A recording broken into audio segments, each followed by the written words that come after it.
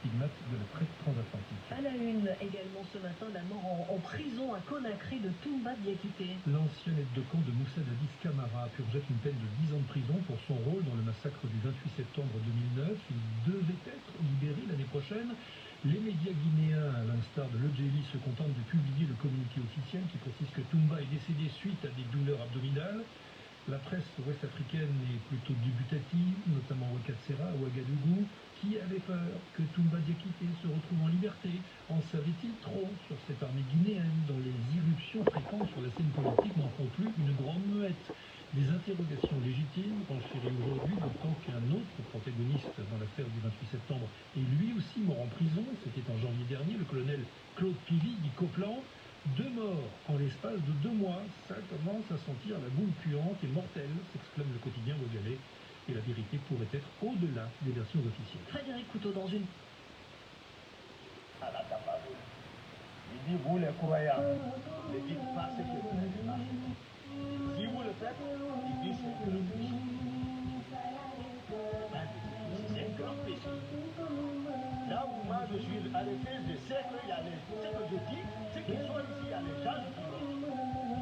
Il dit, pour le nafsi, la camarade, chacun qui se crée, il y a la je ne parle pas pour moi. Et je ne veux pas que les gens qui disent, je suis sincère. C'est bien dit, ya ayyuhallazina amanu, bima taquluna ma la taf'aluna. Il dit, vous les croyants, ne dites pas ce que vous n'avez pas fait. Si vous le faites, il dit c'est un grand péché. C'est un grand péché. Là où moi je suis arrêté, je sais qu'il y a les... Ce que je dis, ceux qui sont ici, il y a les gens qui vont.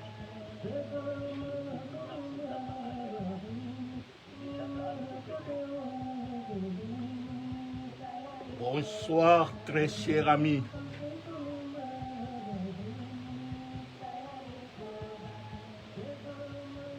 La voix que nous venons d'écouter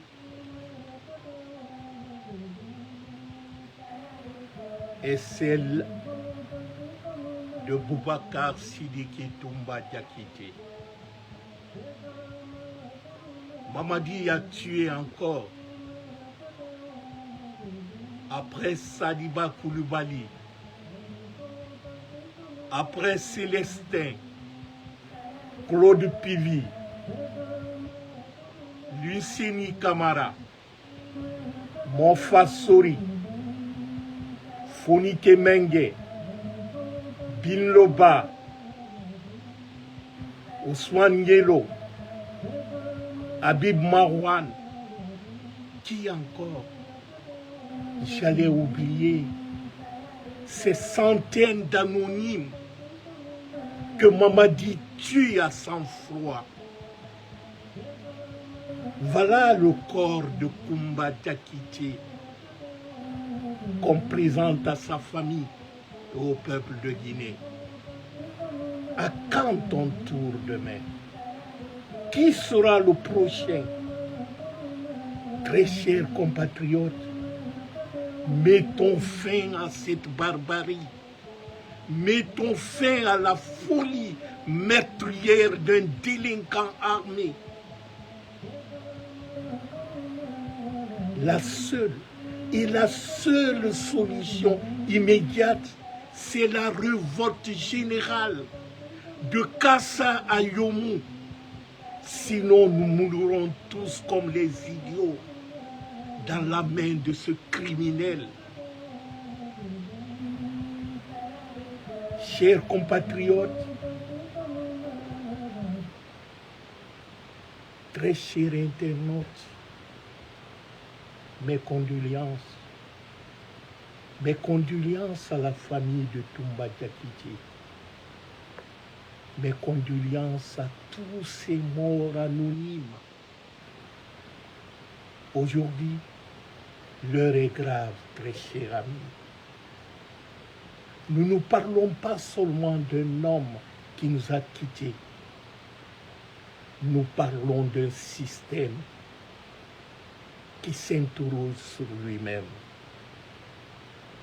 Le 25 mars 2026, à 4h35 du matin, le décès de Toumba Diakité a été officialisé au dispensaire militaire de Kansamori. Mais posons-nous la question, qu'en est-il réellement la mort de Toumba? Qu'est-ce qui nous cache derrière cette mort?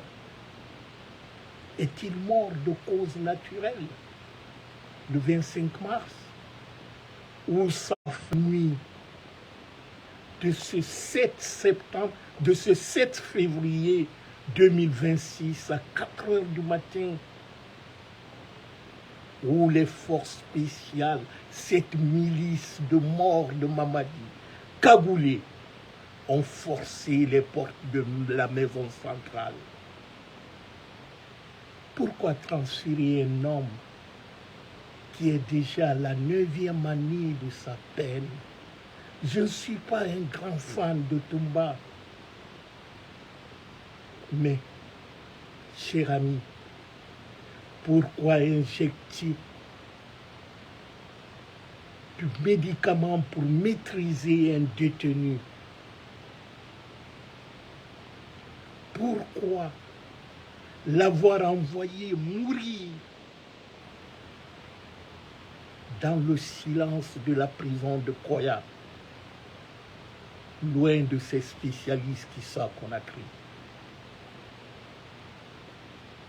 Aujourd'hui, nous ne cherchons pas la polémique, nous cherchons la vérité juridique.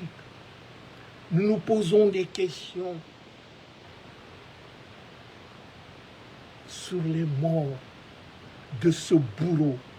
Pourquoi Mamadi nous tue dans le silence et dans l'indifférence de tous? Très cher ami, un détenu sans défense n'est pas un danger. Il est à la responsabilité de l'État de droit pour le protéger. Mais Toumba, le sort de Toumba a été scellé depuis la première tentative d'enlèvement. C'était le samedi 7 février 2026. La nuit de ce samedi 7 au dimanche 8, à 4h du matin, à la maison centrale, ce groupe de délinquants armés qu'on appelle force spéciale sont venus armés jusqu'aux dents, enfoncer la porte de la prison centrale à 4h du matin avec les tirs à balles réelles. Il y a eu 10 morts. 10 morts à Corentin ce jour-là. Ils ont échoué dans leur tentative, la première tentative. 2 jours après, le 10 février, ils sont venus, cette fois-ci, avec un groupe encore plus renforcé, avec plus d'armes, pour venir enlever Toumba Diakité à la maison centrale. Donc après la première tentative, qui a fait des morts, une dizaine de morts, la deuxième tentative, le 10 février 2028, Toumba Diakité a été transféré à la prison civile de Koya. Ses avocats ont dénoncé immédiatement une violation grave de la loi. Le 4 février déjà, le 4 mars, un rapport médical d'un chirurgien cardiologue qui disait à Koya, il soulignait que l'état de Toumba est préoccupant. Il a l'hernie de la ligne blanche, les douleurs abdominales. Ça, c'était le 4 mars. Le 23 mars, à 4h du matin, comme d'habitude, il a été évacué, enlevé pour une destination inconnue. Le 25,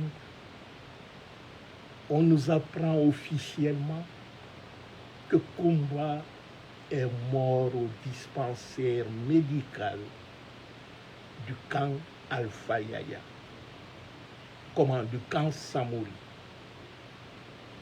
Mais un malade comprend, on dit qu'il est à l'état d'urgence, c'est-à-dire la mort imminente. Au lieu de l'envoyer dans un hôpital spécialisé, il y a 3 grands hôpitaux à Conakry. Il y a Donka, il y a Yasdi et il y a l'hôpital chino-guinéen. Mais on l'envoie dans un dispensaire militaire qui n'est pas équipé pour ça. Quel est le lien de causalité? Le processus de mort de Toumba Diakité a débuté, comme je disais au départ, dès la première tentative, c'est-à-dire le 7 février. Au cours de son enlèvement de 10 février, comme le 7, ils n'ont pas pu prendre Toumba parce que d'abord, ils n'avaient pas un mandat de le transférer.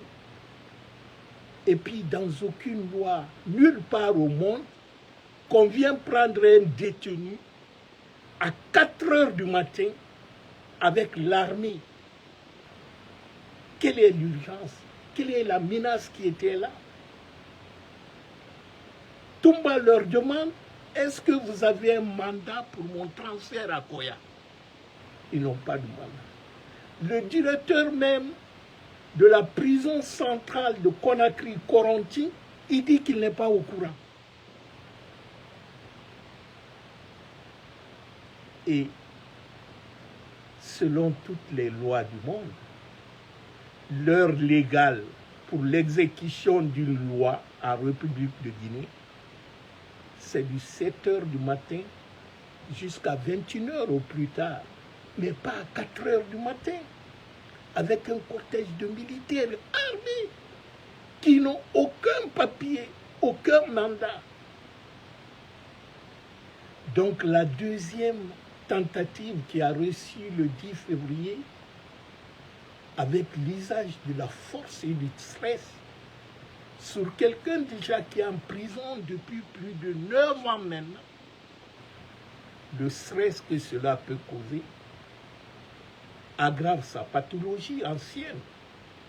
Certes, Toumba se plaignait des maux de ventre, ses avocats l'ont dit publiquement, mais tomber sur lui par la force et l'injecter même pour le neutraliser et l'embarquer, c'est du crime.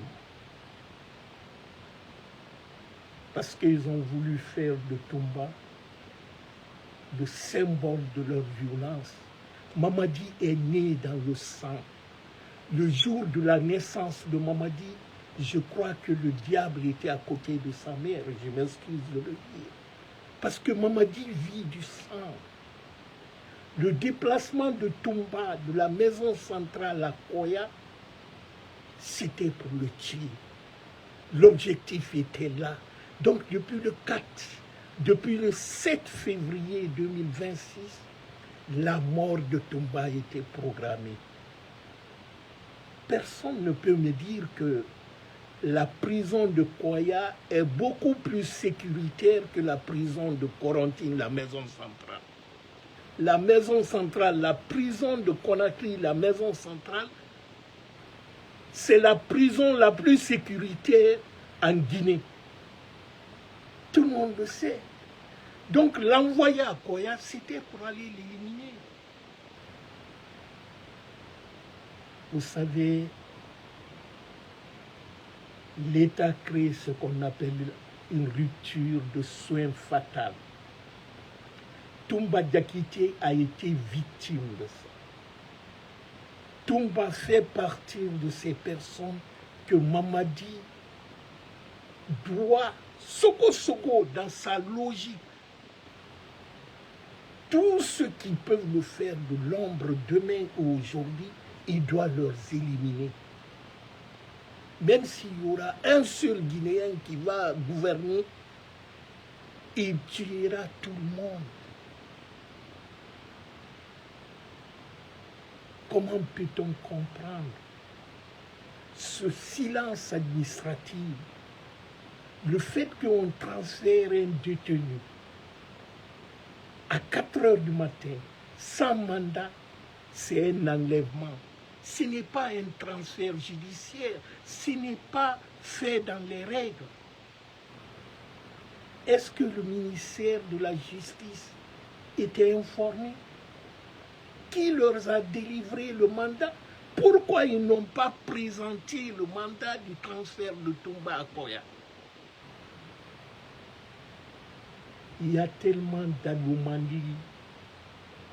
Et quand j'entends les gens dire non, c'est ceci, c'est naturel, la mort de Toumba n'est pas naturelle.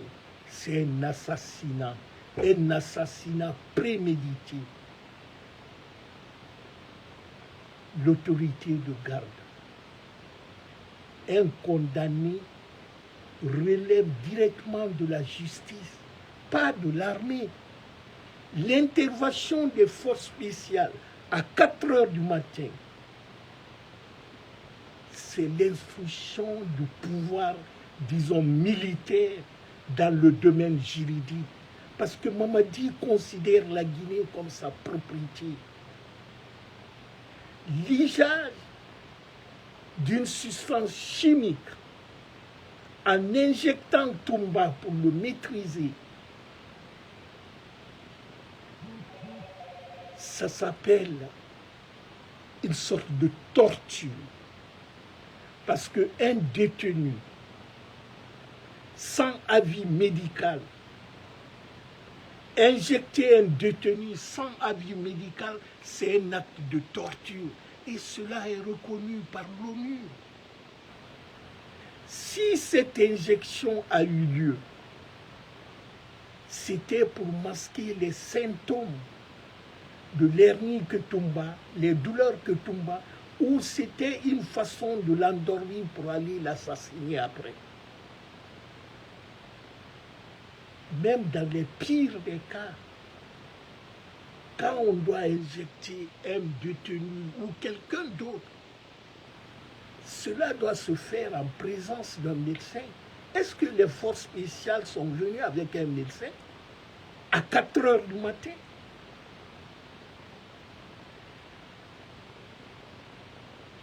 L'état de Toumba était connu de tous. Depuis le 4 mars, il y a un rapport médical qui disait que Toumba se plaignait des maux de ventre, que Toumba souffrait. 2 jours après, ses avocats ont fait une déclaration publique que tout le monde peut retrouver sur le net. Ils ont parlé de l'état de santé de Toumba. Il dit qu'à Conakry, à la maison centrale, il y avait le dispensaire qui était là. L'hôpital Yasdine n'est pas loin, que Toumba pouvait aller, étant lui-même médecin, se faire consulter, qu'il était suivi. Mais à Koya, tout le monde sait. À la prison de Koya, il n'y a pas d'infirmerie. Même s'il y en a, l'infirmerie n'est pas équipée. Même l'hôpital de Koya n'est pas équipé. Donc, la mort de Toumba était voulue. C'était prémédité. Et cela a commencé depuis le 7 février 2026. On peut conclure alors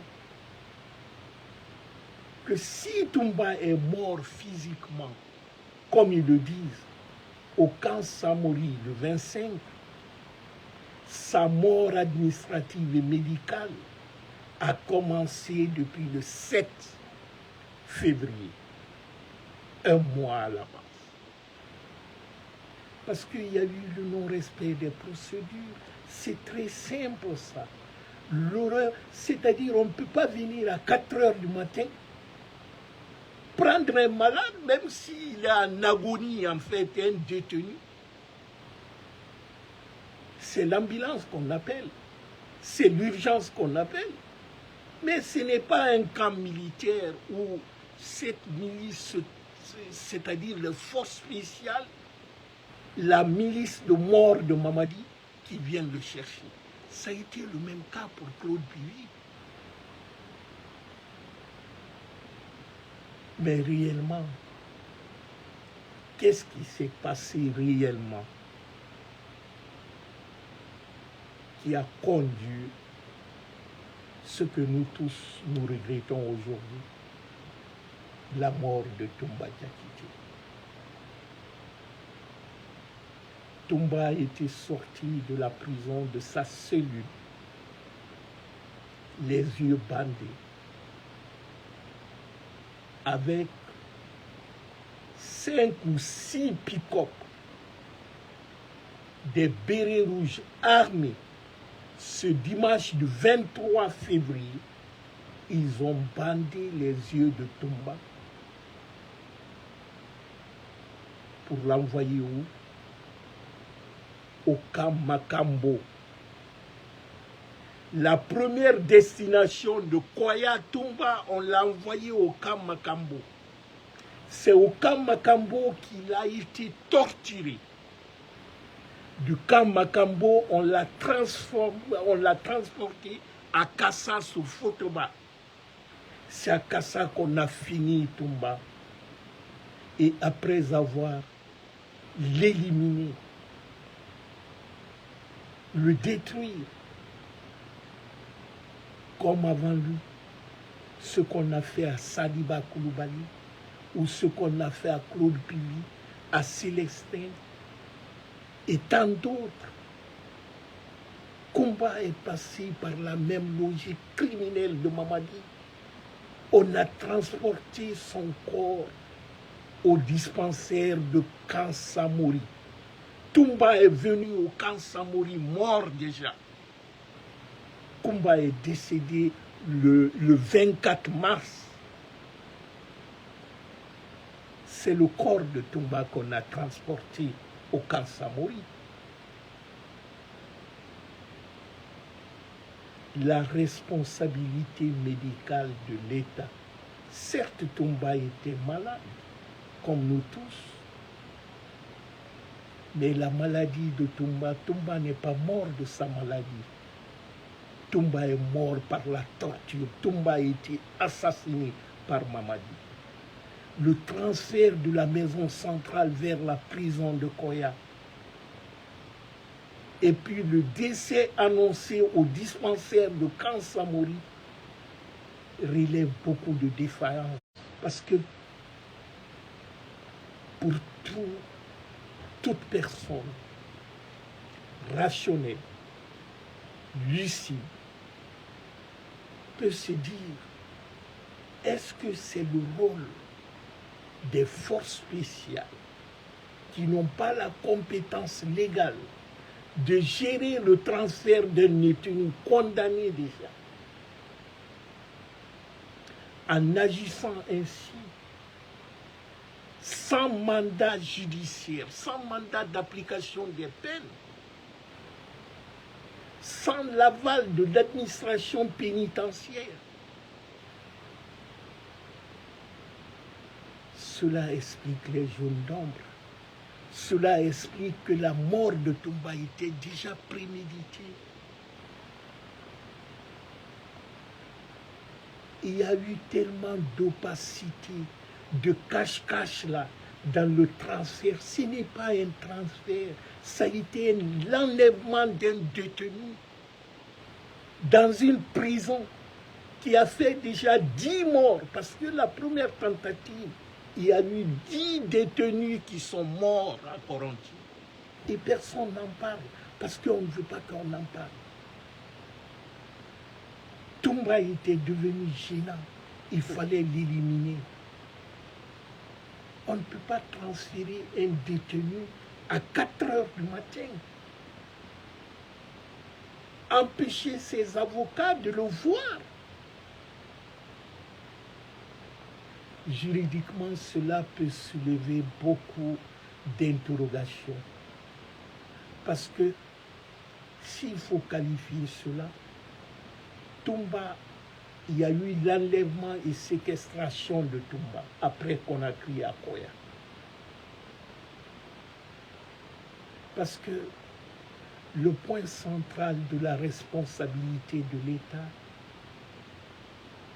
réside à la violation de sa propre loi, qu'il est garant de protéger la loi. Un État qui ne peut pas protéger ses citoyens dans un pays, ce n'est pas un État.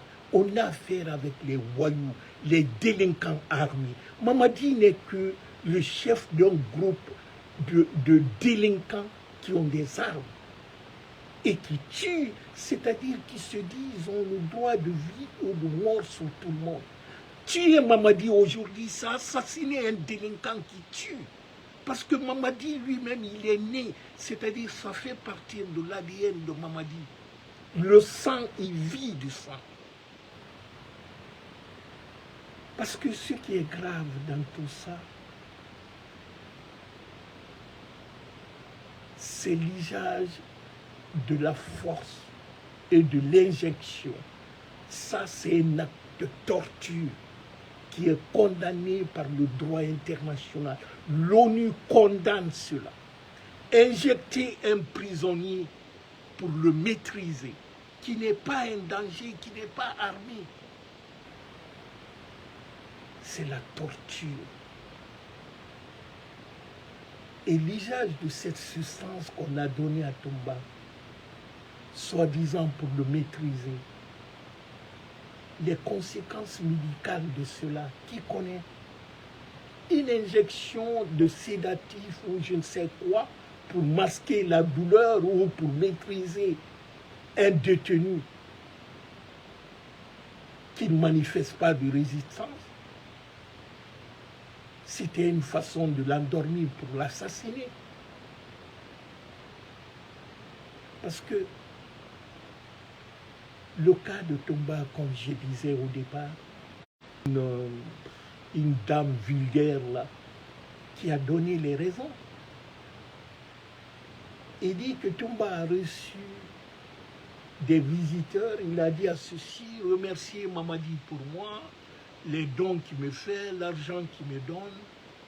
Il dit actuellement, ma cellule, c'est là que le professeur Alpha Condé était, lorsqu'on l'a arrêté dans les années, je crois que c'était les années 2000 ou 2002, là, que c'est dans la même salle que Alpha Condé était, c'est là-bas que je suis. Il dit, dites au général Mamadi qu'après la transition, de me donner le pouvoir, je vais assumer le pouvoir. Donc cette dame qui se fait passer chef protocole, je ne sais quoi, de la mère de Mamadi et sa sœur, elle est en contact avec les gens des forces spéciales. Certainement sont eux qui l'ont raconté toute cette histoire. Elle dit que Toumba, le fait de dire que Mamadi va le remettre le pouvoir, qu'il a signé son arrêt de mort, c'est elle qui le dit publiquement. Et ça ne tombe pas du ciel. Elle a entendu ça quelque part, on l'a dit, elle est venue dire ça publiquement. Parce que quand tu ramasses les dames vulgaires, j'ai trop de respect pour les femmes, mais celles-là ne méritent même pas du respect. Celles qui vendaient, je ne sais pas, les produits pour les impuissances, on lui donne le micro de parler quelque chose qui ne comprend même pas la politique. Elle ne sait pas qu'elle induit même Mamadi dedans. Et dit que Toumba, c'est parce que Toumba voulait être président que c'est pour cela qu'on l'a éliminé. Donc, très cher ami, la mort de Toumba est tout sauf naturelle. Toumba a été assassiné. Il y a des éléments de preuve. J'ai écouté une radio internationale aujourd'hui qui donnait une qualification pénale à ça. Il disait que selon la convention de l'ONU, injecter un détenu désarmé qui n'est pas violent pour le transférer quelque part, que c'est la torture. Et la Guinée a ratifié cette convention. Tout traitement causant une souffrance aiguë, physique et mentale, par un agent de la fonction publique, c'est une torture dont la Guinée est signateur. Donc, la mort de Toumba peut être qualifiée en droit comme une sorte d'homicide par omission ou voulu même. On peut conclure que la mort de Toumba n'est pas naturelle, mais c'est le résultat de succession des faits. Le samedi 7 février déjà, la première tentative qui s'est passée à 4 heures du matin, une heure qui n'est pas légale selon la loi guinéenne et selon la loi internationale.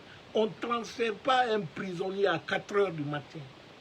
Ça, c'est un. De deux, ce n'est pas le rôle des forces spéciales de transférer un détenu. Il y a des gardes pénitentiaires pour ça. Les forces spéciales ne sont pas les gardes pénitentiaires. Ils ne peuvent pas venir prendre quelqu'un à la prison, quelle que soit la raison, pour le transférer quelque part. Encore, à une heure impossible, à 4 heures du matin. La loi l'interdit. Et ils ne peuvent pas venir sortir un prisonnier, quelle que soit la raison, sans un mandat délivré par un homme de la justice et un magistrat. La deuxième phase, c'est la détention de Toumba dans un lieu inadapté pour son état. Parce que tout le monde savait, ses avocats le disaient souvent, que Toumba a des problèmes de hernie, je crois, et le problème de ventre, il a des douleurs, et que le dispensaire de la prison de Conakry-Corentin, il arrivait à le soulager.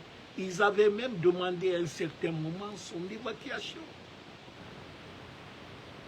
Et il y a des hôpitaux qui sont à côté.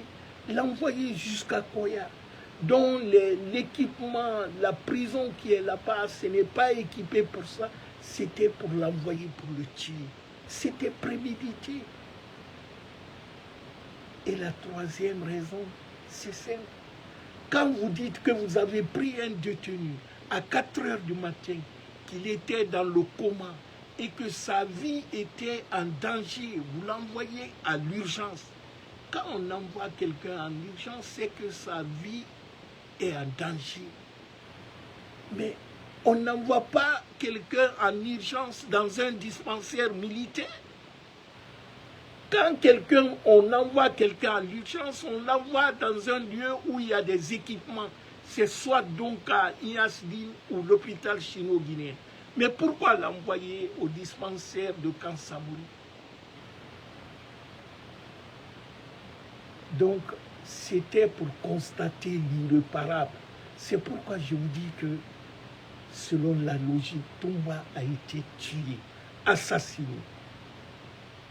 On a envoyé son corps au camp Samori, parce que lorsque le 23 déjà, le 24, ses parents ont dit qu'ils veulent voir Toumba. Ils ont refusé. Les avocats ont demandé qu'ils veulent voir leur client. Ils ont refusé. C'est le 25, lorsqu'ils ont annoncé sa mort. Même ça, ses parents n'ont pas vu. C'est avant-hier, le 27. Et ça aussi, en posant les conditions, en disant, d'abord, vous n'allez pas parler de l'autopsie et personne ne va voir le visage de Toumba. Ce sont eux-mêmes qui l'ont mis dans le linceau là et tout ça. ils l'ont préparé à la place de sa famille. C'est-à-dire, on l'a donné un corps déjà momifié pour ne pas que les parents identifient Toumba. Parce que si Toumba avait fini sa peine, je crois que c'est l'année prochaine qu'il devrait être libéré. Normalement, ça lui restait 1 an. Mais sans ce transfert nocturne, sans son assassinat nocturne, serait-il encore en vie aujourd'hui, Toumba? La réponse médicale est claire dessus. Certainement oui. Si Toumba était laissé, si on l'avait laissé à Corentin qui finisse sa peine, Toumba l'année prochaine, il allait être libre. Mais Mamadi ne voulait pas. Il dit, laissez libre Toumba. C'est risqué pour mon pouvoir. Et je vais tuer tout Guinéen dont je soupçonne. Ou on m'a dit, mes féticheurs m'ont dit que tel est populaire, tel peut... Parce que Mamadi vit, c'est-à-dire on a affaire d'un psychopathe qui malheureusement a des armes de guerre. Mamadi, c'est un danger, c'est un malade. Mamadi, c'est un malade, c'est un criminel. Parce que laisser un tel criminel à l'air libre et qu'il a la même mise de l'armée, mais tout le monde est en danger.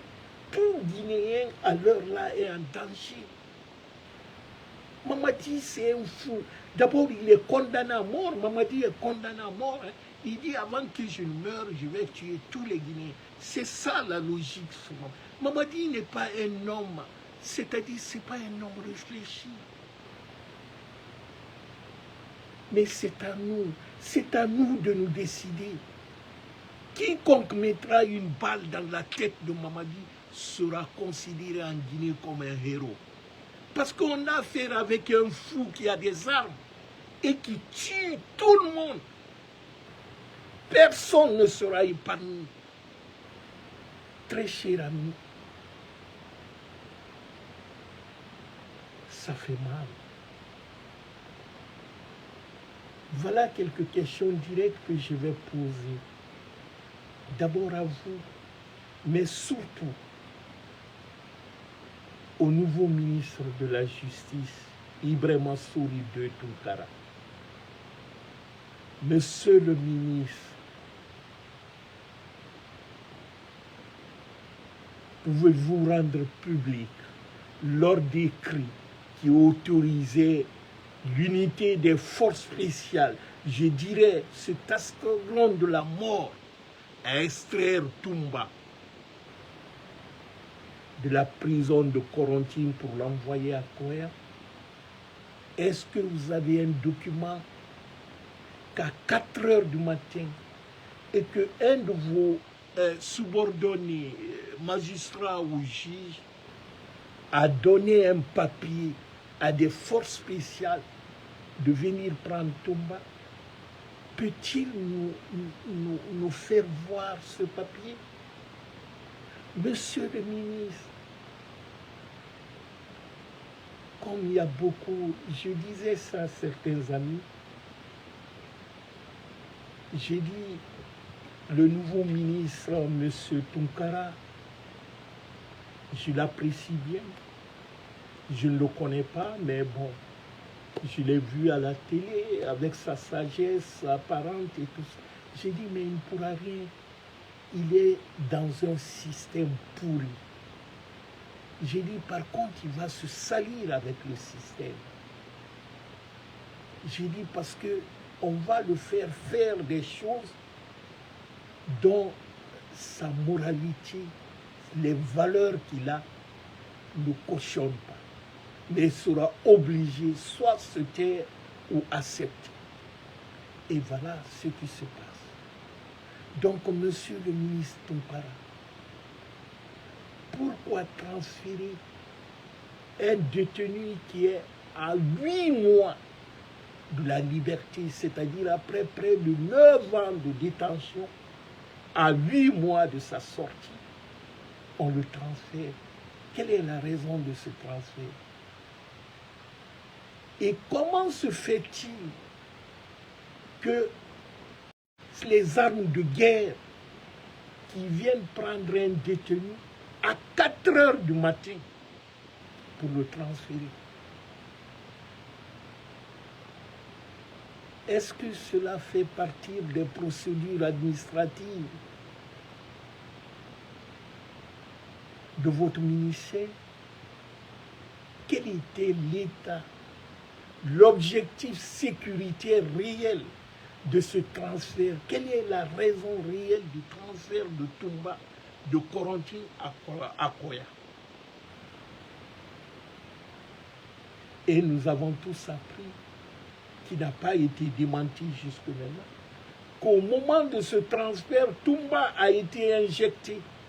C'est-à-dire, on l'a injecté un produit pour le maîtriser. Si tel est le cas,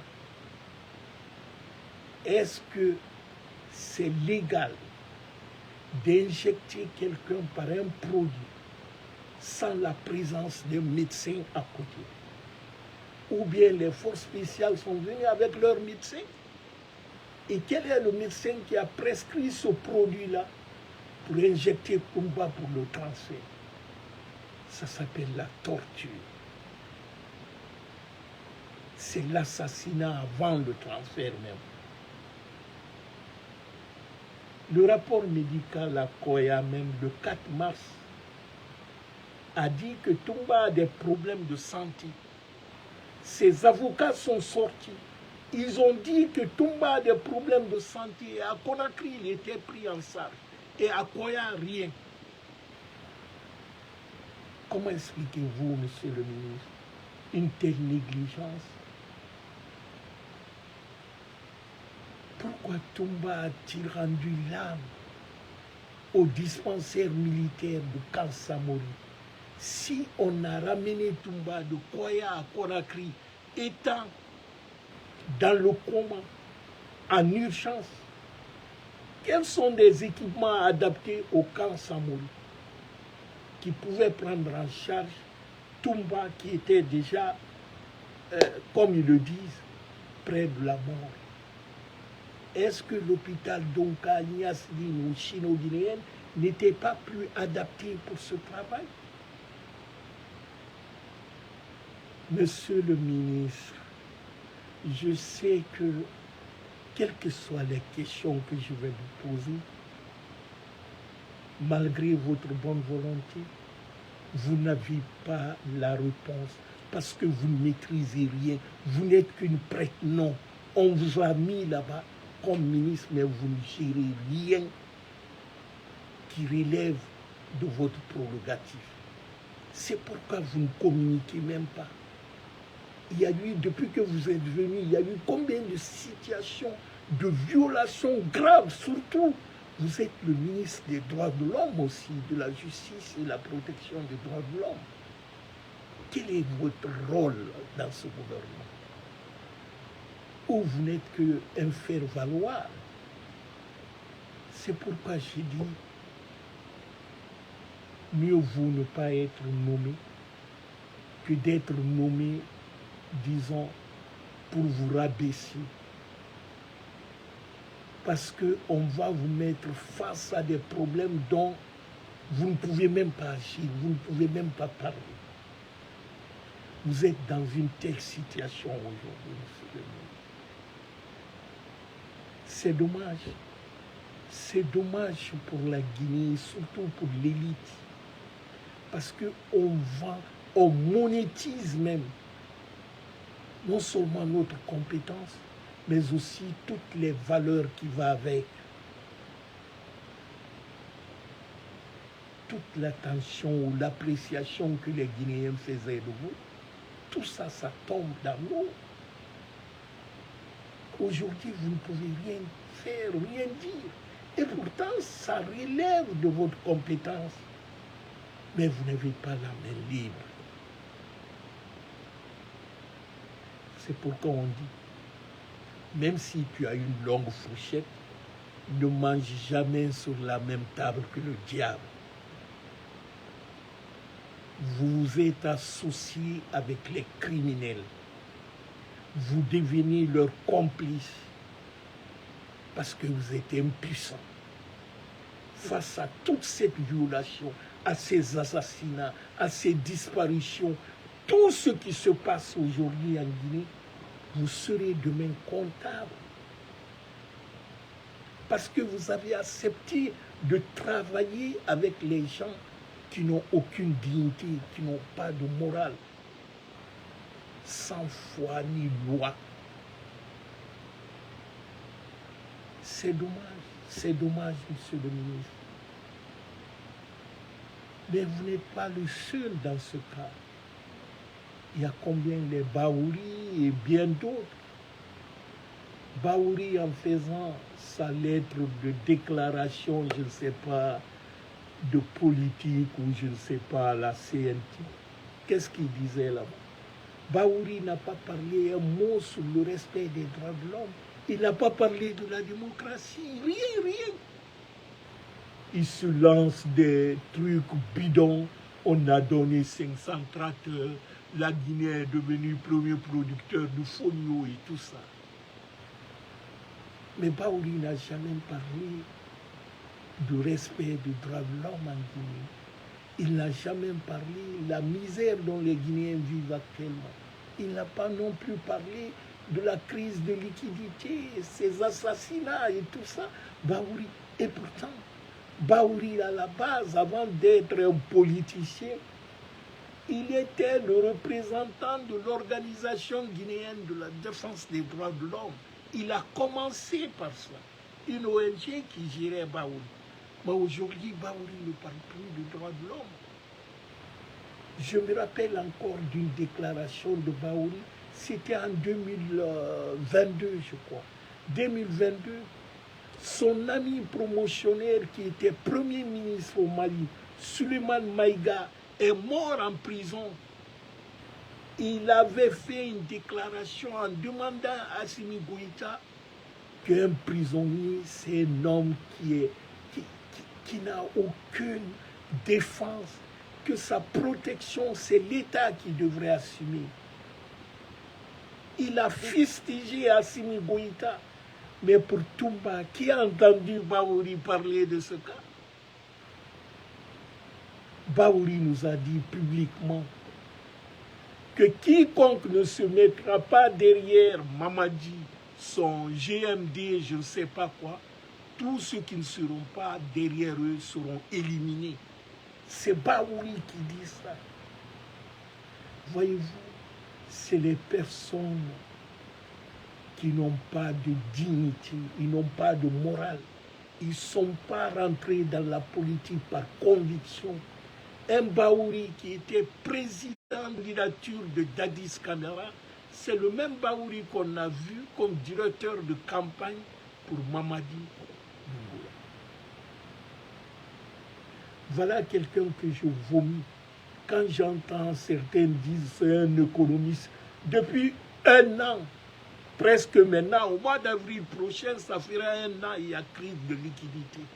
Quel économiste? C'est-à-dire, en Guinée, on aime fabriquer des gens.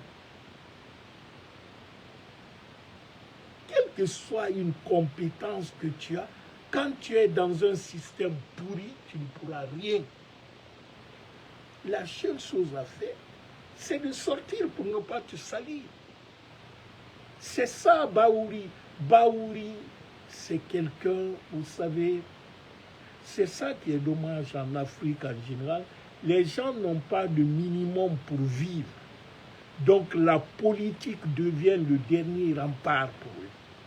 C'est-à-dire avec les privilèges qu'ils gagnent dans ça, ils abandonnent tout, ils disent. Mais c'est comme ça, on voit les Moussa Moïse, les Ousmane Gawal, les Mori Kondé et tant d'autres. C'est ça. C'est-à-dire qu'ils n'ont pas de conviction de vivre. Tout ce qu'ils disaient hier, ils ont tout réavalé aujourd'hui. C'était les gens au temps d'Alpha Condé, c'était les champions pour la protection des droits de l'homme, sur la bonne gouvernance.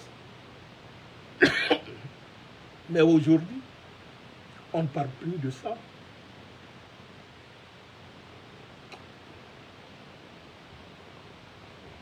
Ah, excusez-moi. Très cher ami, on est dans cette situation.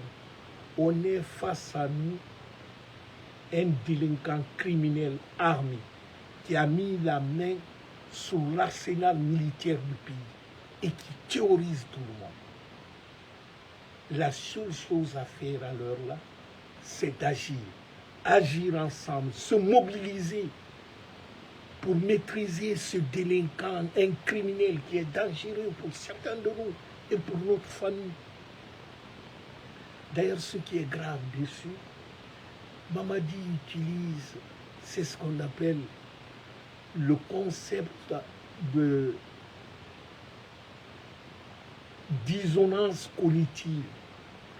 C'est une stratégie très connue, c'est-à-dire c'est la domination psychologique par la réécriture de la réalité qui consiste à forcer les familles à dire que la mort de Toumba est naturelle et forcer une famille à mentir contre sa propre volonté, contre sa propre conscience, c'est de le condamner à ne pas faire son deuil. C'est un peu comme le mécanisme du syndrome de Stockholm institutionnalisé. C'est-à-dire, c'est la capture de l'empathie du peuple après avoir de faire du mal. Ça vise à transformer le bourreau en sauveur providentiel aux yeux de ceux qui l'ont brisé. Parce que l'effet recherché par Mamadi, c'est quoi? C'est de transformer le chagrin des familles à un acte de loyauté politique. C'est-à-dire, je vous fais du mal et je vous fais dire que c'est moi le bienfaiteur. C'est ça que le discours du père de Toumba, quand vous entendez le père de Toumba parler, vous reconnaissez tout de suite cette stratégie. Mais avant même le père de Toumba, on a vu le cas de la sœur d'Ousmane Yelo. On a vu aussi le cas récent d'El Sisi, s'enforçant de fois les familles à nier le caractère criminel du décès, en qualifiant que c'est une mort naturelle. Le tyran Mamadi, c'est-à-dire il brise la capacité de la famille des victimes de faire leur deuil. Parce qu'une victime qui se ment en refusant de nommer le mal, il est frappé de ce qu'on appelle la destruction d'une autonomie morale. C'est-à-dire ce n'est plus sa conscience qui parle, ce n'est plus la famille qui parle, mais on l'impose de parler. C'est-à-dire on l'impose d'adorer le bourreau. Et il ne peut pas nommer le mal qu'il a. Il ne peut pas dire ce qu'il ressent. C'est aussi une sorte d'inversion. C'est-à-dire, on change le rôle. Le bourreau devient l'humanisme factice. C'est-à-dire, le tyran, il s'attribue le rôle de bienfaiteur. En graciant, par exemple, que certaines victimes qui étaient en prison, qui ne devraient pas être en prison, mais il crée en ceci une sorte de reconnaissance. C'est-à-dire cette personne est obligée de manifester sa gratitude pour son bourreau, pour ne pas subir encore. C'est le cas d'El Sisi à l'heure-là, qui glorifie Mamadi, mais ce n'est pas de sa faute. Il est victime de cette stratégie machiavélique de Mamadi. Ça a été toujours ainsi dans les régimes totalitaires. mais aussi ils expérimentent ce qu'on appelle l'isolement par la peur. C'est-à-dire on interdit même les familles de critiquer, de parler. Et on interdit aussi ou on pousse l'élite, les activistes qui dénoncent, on leur oblige à se taire. Et cela, deux fois, est couplé par le kidnapping de leurs parents pour leur faire taire. C'est-à-dire, on leur met dans une situation de survie par conformisme. Quand vous prenez Maître Traoré, il n'écrit presque plus. Après sa divaventure, vous prenez Siaka Bari, c'est la même chose. Vous prenez même Babila, après avoir kidnappé son père, il ne parle plus ou il parle très peu. Récemment, le cas de Thibou Kamara, on est dans cette logique. Vous savez, le tyran le plus habile n'est pas celui qui fait trembler, mais c'est celui qui force ses victimes à louer ses bienfaits, faisant de leurs victimes sa servitude, c'est-à-dire il leur transforme comme un moyen de survie. Il crée la peur chez eux. Parce qu'il est de nature pour tous les tyrans, les sanguinaires, de commettre le mal par calcul politique, puis demander la reconnaissance pour le bien qu'il prétend avoir fait à ses bourreaux ou à ses victimes. Parce que la plus grande victoire d'un tyran, d'un oppresseur, c'est de faire de sorte que le peuple vient à le considérer dans sa propre humiliation comme étant la preuve du bienfaisance. C'est-à-dire un tyran qui tue, qui traumatise, qui met tout le monde dans la détresse totale. Il crée des conditions de sorte que celui qui est même victime de ces actes l'applaudisse. Et c'est cette situation que nous vivons aujourd'hui en Guinée. Parce que le tyran tue en riant. Parce que c'est le plus dangereux. Il ne te tue pas en étant triste, non, il te tue en riant. Car il opte, il enlève sur ses victimes non seulement leur vie, mais aussi la dignité de protéger, la dignité de contester. C'est ça la tragédie d'un tyran, en leur forçant de devenir les figurants pour leur propre malheur. Donc quand vous entendez le père de Toumba parler, tu as pitié. Tu as pitié parce que tu sens que le vieux le fait contre sa propre volonté, qu'on l'oblige. En lui donnant le corps, on l'a intimé de ne pas ouvrir le cercueil et de ne pas demander l'autopsie.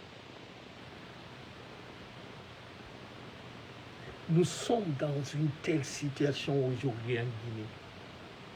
Très cher ami, vous savez, dans notre pays, la Guinée aujourd'hui, les hommes honnêtes souffrent. C'est les traîtres, les indignes qui sont célébrés en Guinée. Le menteur est cru. Et celui qui dit la vérité, il est rejeté. Mais dans la vie, on dit qu'aucun professeur sur cette terre n'est plus meilleur que le temps. Le temps, c'est le second nom de Dieu. Avec le temps, la vérité va jaillir. Un jour, le peuple, ce peuple de Guinée, aujourd'hui opprimé, soumis, se lèvera. Non pas par choix, mais par nécessité. Parce qu'on arrivait à un point, Quand tu pousses un peuple contre le mur et il ne sait pas là où aller, il se révolte. Quand le subconscient d'un peuple qui est opprimé, discriminé, piétiné, quand il se révolte, aucune arme, aucun homme ne pourra résister devant ce peuple. Et ce moment viendra bientôt en nous. Pas par le choix, mais par la nécessité. Parce que tuer Mamadi, c'est nécessaire pour tout Guinéen, compatriote. Éliminer Mamadi par tous les moyens, c'est une nécessité pour nous, pour notre survie, pour la protection de nos parents qui sont au pays. Parce que nous avons affaire à un délinquant armé, sanguinaire, qui a mis la main sur la puissance publique de notre pays. La Guinée est braquée. Il est braqué par ce groupe de bandits délinquants. C'est à nous de nous débarrasser de très chers amis. Pour conclure cette petite vidéo que j'ai voulu faire, pour rendre hommage à commandant Toumba Kamara, Toumba Diakité, mais au-delà de Toumba, je voulais parler aussi à ces morts, ces anonymes, dans la commune de Ratoma, à Kalom, à Matoto, ou au fond coin de Yomo, à tous les Guinéens qui sont victimes de la barbarie et de la lâcheté de cet homme qui aime le sang des Guinéens. Chers compatriotes, nous ne pouvons pas nous contenter des simples communications, de quelques lignes en parlant de la mort naturelle, que ce soit de Toumba, de Claude Pivi, de Sélexin, de Sadiba et de tant d'autres. Parce que le jour que Mamadi quittera, les Guinéens seront surpris. Le mal que ce gars-là a fait, c'est-à-dire, il se comporte comme un commando, parce qu'il sait qu'il ne peut plus faire marche arrière. Il faut que la justice ne se rende pas à l'obscurité de 4 heures du matin. La vraie justice, c'est dans la clarté de la loi. Ce n'est pas à 4 heures du matin qu'on débarque dans une prison, qu'on vient prendre un détenu. Le désormais feu Toumba Diakité était un détenu sous la responsabilité de l'État guinéen. Quand un homme meurt, après avoir été extrait par la force pour l'envoyer dans une autre prison, sans mandat clair, à 4 heures du matin, c'est une faute d'État. Aujourd'hui, je sais que nous demandons, il y a beaucoup qui l'ont eu à faire avant moi. Nous connaîtrons la vérité de la mort de Toumba après avoir éliminé, tué Mamadi.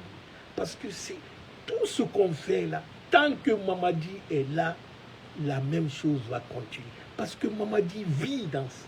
Mamadi, j'ai dit, c'est un psychopathe, c'est un malade mental. La Guinée a affaire avec, c'est-à-dire un bandit couplé d'un malade mentalement et qui a mis la main sur les armes.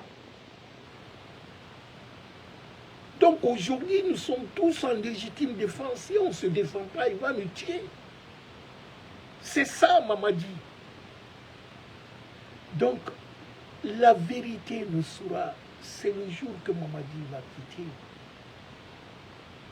Mort ou vivant, on saura la vérité. Donc, parler de l'autopsie aujourd'hui, mais pour Selma, ça a été la même chose.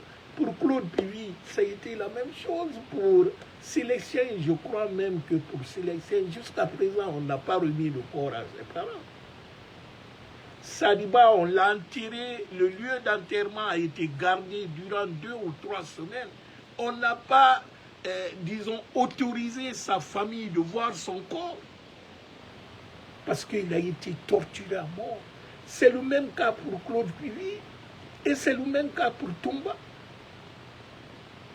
Mais ces centaines et des centaines de Guinéens qu'on ne parle pas, qui sont égorgés à Foutouba, jetés dans la mer, ou allez-y dans la cour de Sékou Touréa, ceux qui ont été tués le 5 septembre, il y a beaucoup qui sont dans les fosses communes là-bas. On ne parle pas de ceci.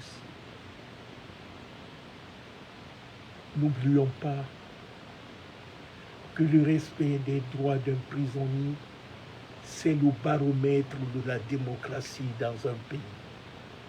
Si la loi ne protège pas les plus vulnérables qui sont derrière le barreau, qui sont condamnés déjà, ou les femmes, ou les enfants, un État qui n'arrive pas à protéger ces personnes, ce n'est pas un État. Parce que le premier rôle d'un État, c'est garantir la sécurité de ses citoyens.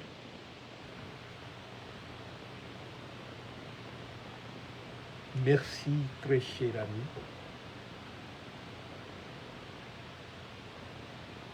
On se retrouve très bientôt pour la suite.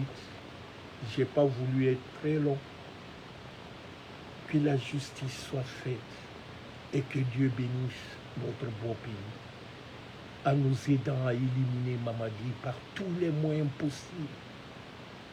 Parce que Mamadi n'est pas bon pour la Guinée, ni aujourd'hui ni demain. Mamadi, c'est cet enfant, ce sacrifice de Mandé. Mamadi a tué tout ce qui est la valeur intrinsèque de notre société.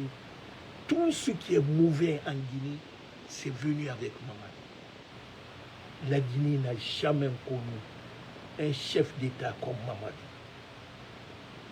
Parce que Mamadi est né dans la douleur de l'enfantement, avec cette haine, parce que c'est un aigri social, c'est quelqu'un qui est contre tout le monde, qui voit le mal, c'est-à-dire qui a le mal même d'assumer son existence.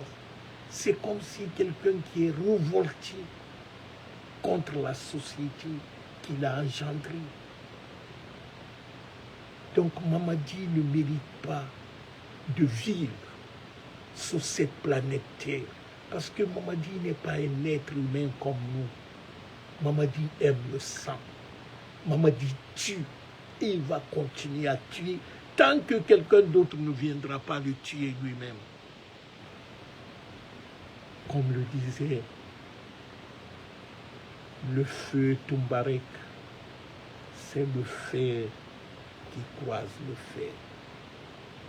Cher ami, c'est à nous, personne d'autre, c'est à nous qui doivent se battre pour nous débarrasser de ce diable. Parce que Mamadi n'est pas un être humain. Seul, je ne pourrais pas. Mais ensemble, tous, rien n'est impossible. Car la seule force,